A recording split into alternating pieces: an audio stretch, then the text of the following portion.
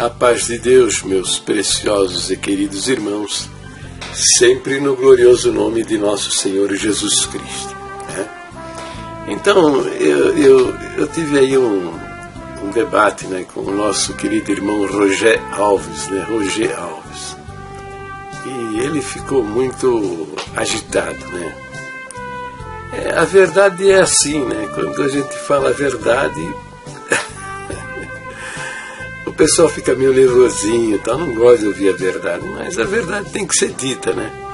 A palavra de Deus diz que nada podemos contra a verdade senão pela verdade.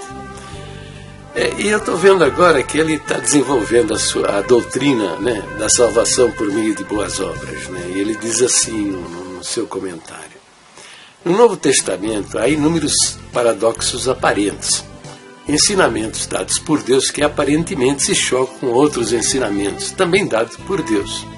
Um exemplo disto é que Paulo ensina em Gálatas 3,6 que Abraão creu em Deus e isso lhe foi imputado para a justiça. Então veja, depois ele cita Gálatas 3, de 1 a 5, Romanos de 4:2. E depois ele diz, enquanto Tiago diz, em Tiago 2:21, não foi por obras que Abraão, o nosso pai, foi justificado quando ofereceu sobre o altar o próprio filho Isaque. Depois segue dizendo, afinal de contas, como Abraão foi salvo? Ou ainda, como qualquer pessoa pode ser salva? Por fé ou por obras? A alternativa que muitas pessoas escolhem diante de desafios como esse é ficar apenas com uma parte do ensinamento, geralmente aquele que representa menor dificuldade para praticar. Muitos, neste caso, muitos têm defendido que basta um ato de pura fé, sem obra alguma, para uma pessoa ser salva. O único problema dessa ideia é que faz de Tiago e do Espírito Santo, aí cita Efésios 3, 5, 6 e 1 Pedro 1, 12, mentirosos. Bom, aí ele pergunta, como fazer então para conciliar dois ensinos aparentemente contraditórios? Bom, meus queridos, é o seguinte, como fazer então? Como fazer? Tá?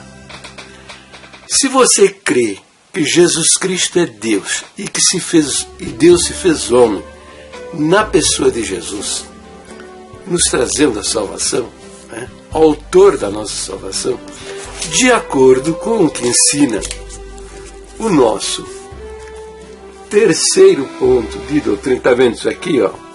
Pontos de doutrina e da fé que uma vez foi dado aos santos. Então aqui diz que ele é verdadeiro Deus e verdadeiro homem. Então esse aqui é o fundamento da nossa fé. Tá? É no ensino de Jesus que nós devemos permanecer de princípio. Tá? Então, se você encontra ensinos aparentemente contraditórios dentro das Escrituras Sagradas, o que vamos fazer? Se você encontra o ensino de Paulo e o ensino de Jesus que se chocam, estão aparentemente contraditórios, e você não está entendendo, é simples. Fique com o ensino do Senhor Jesus. Por quê? Por quê?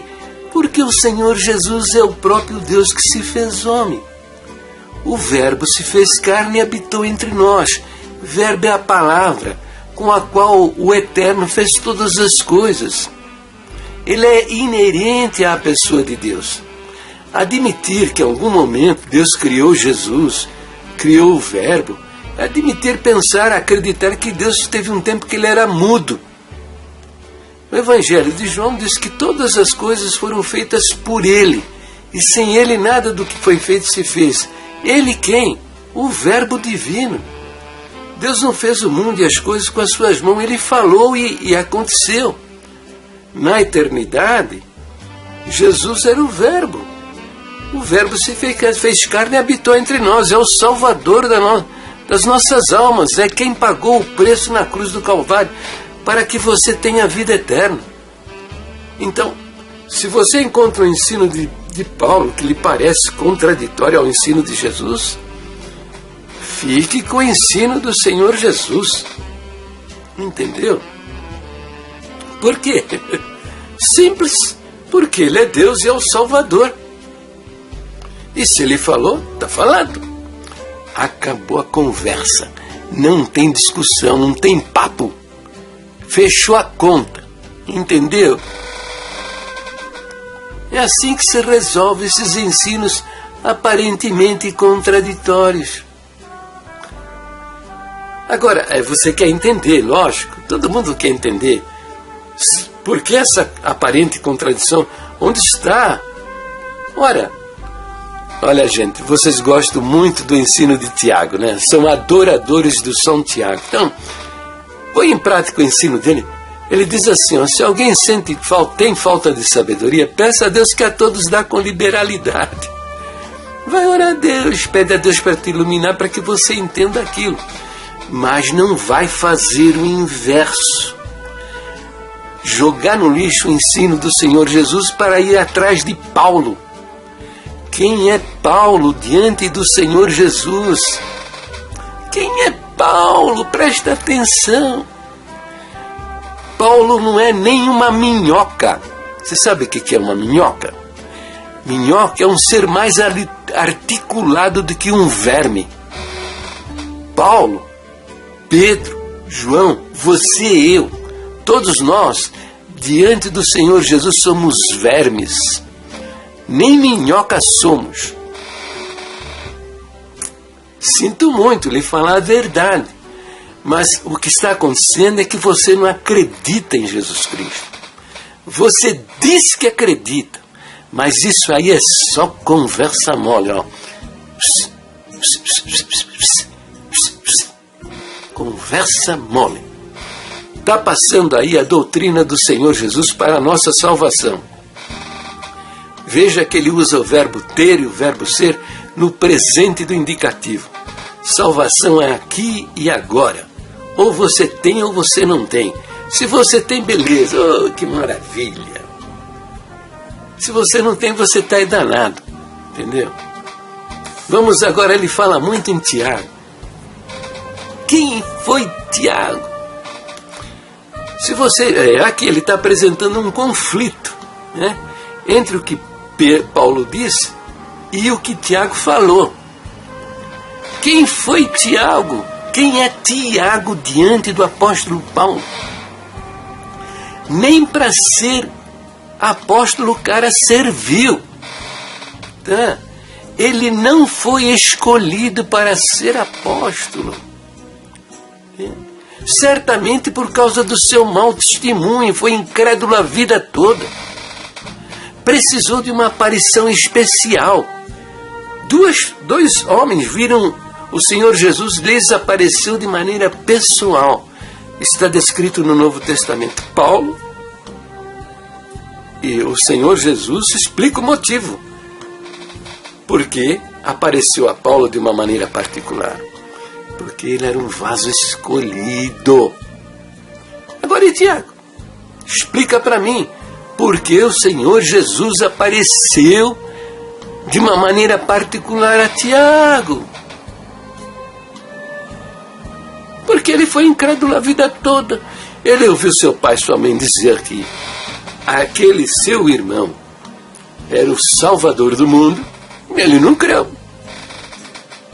Seus amigos disseram para ele, olha, eu vi seu irmão ressuscitar o morto. Ele deve ter ouvido isso.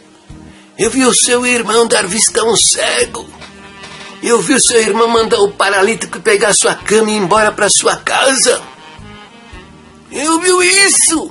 O testemunho das pessoas. Não acreditou.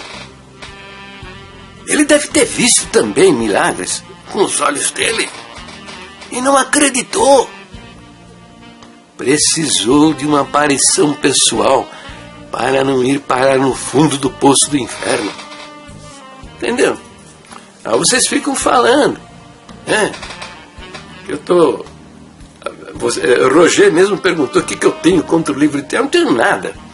Eu tenho contra o mau uso do texto de Tiago, que usa 2 versinhos lá, 2 versinhos de Tiago, para derrubar a doutrina de nosso Senhor Jesus Cristo.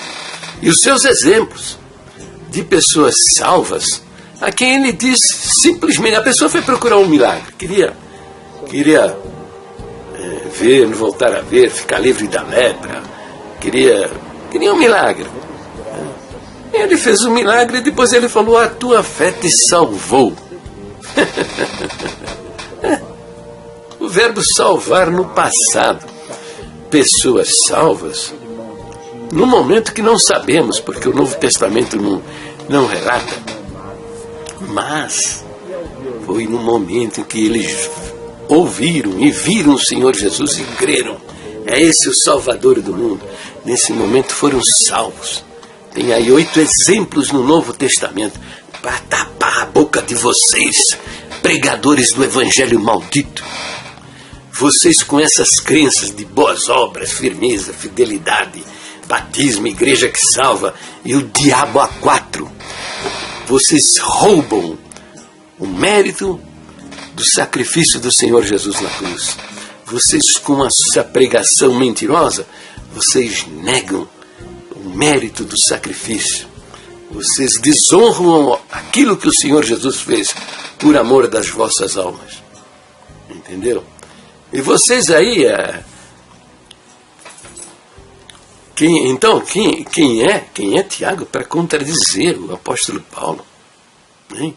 O apóstolo Paulo fala: porque pela graça sois salvos, por meio da fé.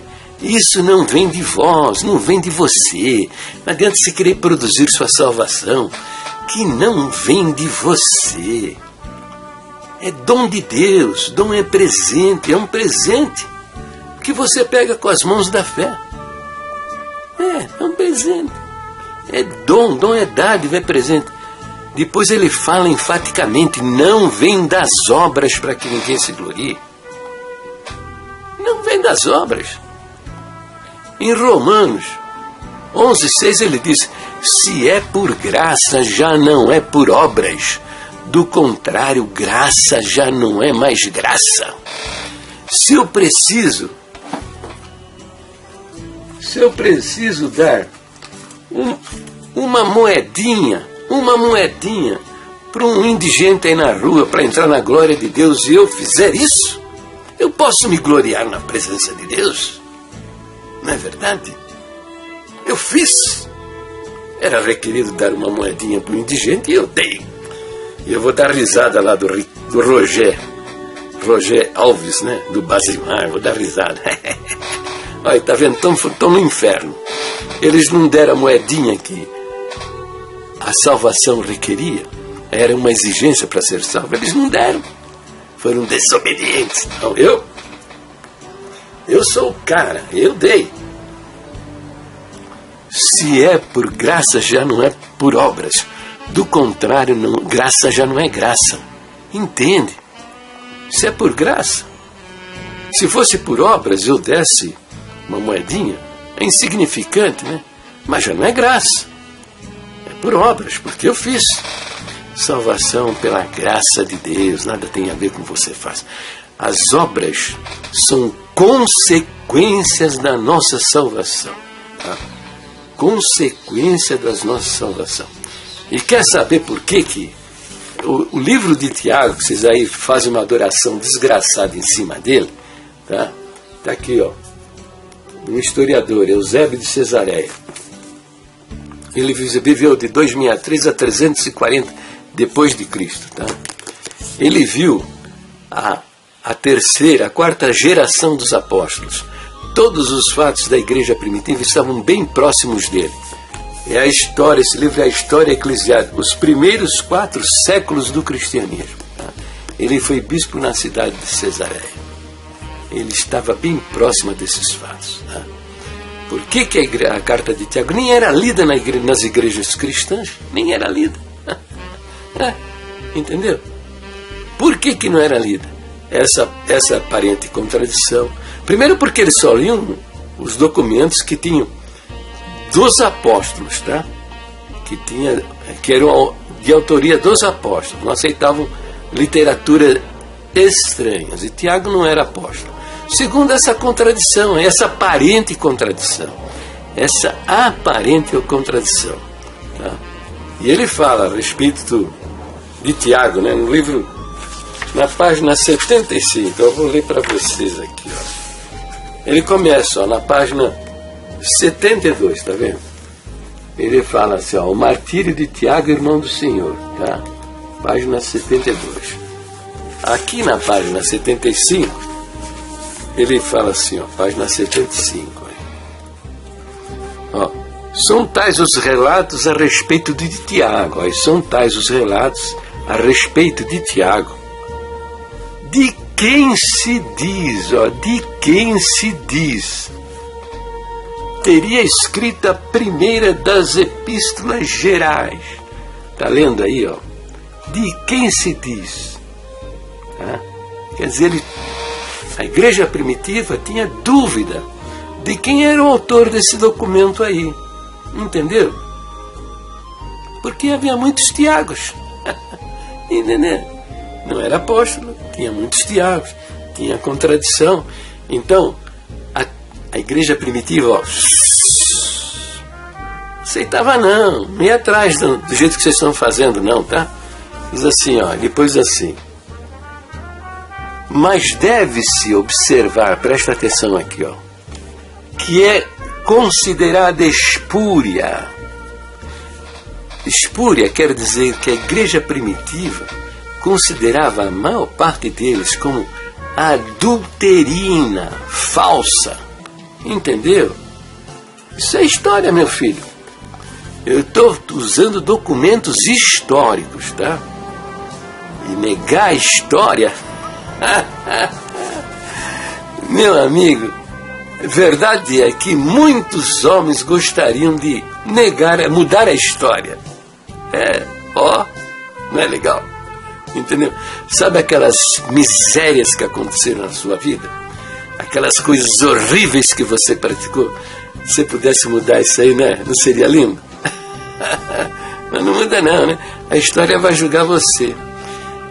Nada há mais verdadeiro do que nas coisas que nós produzimos, na nossa vida. Nada há mais verdadeiro do que a história. E olha, presta atenção, Deus está na história. Porque a história é verdade e Deus é verdade, Ele está na história. Então, aqui, ó. Mas deve-se observar que é considerada espúria, falsa, adulterina. De fato, não muitos dos antigos a mencionam. O que será que Eusébio de Cesareia estava querendo dizer com isso? Hein? Explica para mim, é fácil. Está aí as cartas dos pais da igreja, os primeiros líderes da igreja primitiva. Eles escreviam cartas, entende? Para os seus familiares, para outros ministros de outras comunidades. E eles não citavam os versos de Tiago. Eles citam versos escritos por Paulo, Pedro, João, Judas, mas não citam Tiago. Entendeu? Não tinha. Ela foi aceita somente em 395 e nem por todo mundo. Depois, acho que 425 precisou fazer mais um concílio para ser aceita. Então eu não tenho nada contra Tiago, gente. É um mau uso. Com 2 versos do livro de Tiago, derruba toda a doutrina da salvação que há em Jesus Cristo. Aí, eu passei os versos aí. Tem nada a ver com batismo, boas obras, firmeza, fidelidade, nada disso. Ele não fala nada disso. Eu, no meu exemplo, passando aí os versos que... Eu estou usando batismo. Eu estou dizendo, Jesus disse, quem crê em mim tem a vida eterna. Estou dizendo, se batismo fosse necessário para a nossa salvação, ele teria dito, quem crê em mim e batiza tem a vida eterna. Não fala nada disso, entendeu? Então, estas coisas todas são consequência da nossa salvação. Elas seguem a nossa salvação. Elas vão após a nossa salvação. Tá? E o crente vai produzir boas obras, porque é da sua natureza. Habita nele o Espírito Santo. Não pode ser diferente. Entendeu? E veja mais uma coisa. Tá? Se ele quiser viver na desobediência, ele não é um autômato. Tá? Ele pode desobedecer. E vai pagar o preço. Né? Vai ser disciplinado. Deus disciplina seus filhos. Está aí o verso em Hebreus 12 que está dizendo isso. Se tem gente crente na desobediência e não tem disciplina, é porque ele não é filho, ele é bastardo. Não é? Entendeu? Tem por que fazer de confusão. Aí você nega a doutrina da salvação, porque você vê um cara que diz que é crente, é salvo por toda a eternidade e só está na desobediência, no pecado. Não é nada, ele está dizendo que é salvo por toda a eternidade, mas é um bastardo. Não tem por que você negar a doutrina da salvação do Senhor Jesus por causa do testemunho de bastardos. Simples assim. Simples assim. Agora, vocês falam, né? Que tem paz com Deus, tal. Que paz com Deus com a espada da justiça em cima da sua cabeça? Você acredita que vai ser pesado na balança para entrar na glória? Você acredita que se você for firme e fiel, você vai entrar na glória? Mas como você não é firme e fiel coisa nenhuma, rapaz, você está enganado. Você está com a espada na cabeça. A espada da justiça.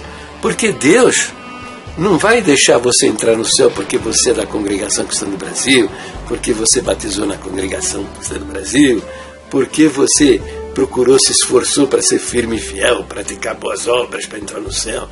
Ele vai querer saber o que você fez com o presente dele, que é a salvação pela sua graça infinita. O que você fez com o sacrifício dele na cruz do Calvário. A sua expectativa é isso, de ser pesado na balança. Isso aí é paz com Deus? Fala a verdade, meu filho, presta atenção no que você está falando.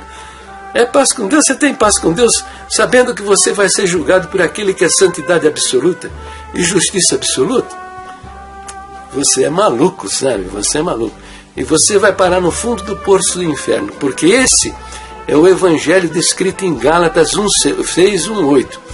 Se um de nós, ou mesmo anjo do céu, vier e vos pregar um evangelho diferente daquele que eu vos tenho pregado, seja anátema, seja considerado maldito. Esse é o evangelho maldito. É o evangelho que anula o sacrifício do Senhor Jesus. Não há nada mais sublime em toda a Bíblia. Nada mais sagrado do que este sacrifício. E vocês com as mãos porcas metem a mão no sacrifício. Qual é a sua dificuldade? Eu te dou um conselho. Faça o seguinte, tá? A partir de hoje, acredite, confesse, fale para as pessoas que você depende somente desse sangue derramado, que você não tem nada para apresentar diante de Deus, que você é um miserável pecador e que a sua única esperança de salvação da sua alma é esse sangue. Faça isso. João falou, né?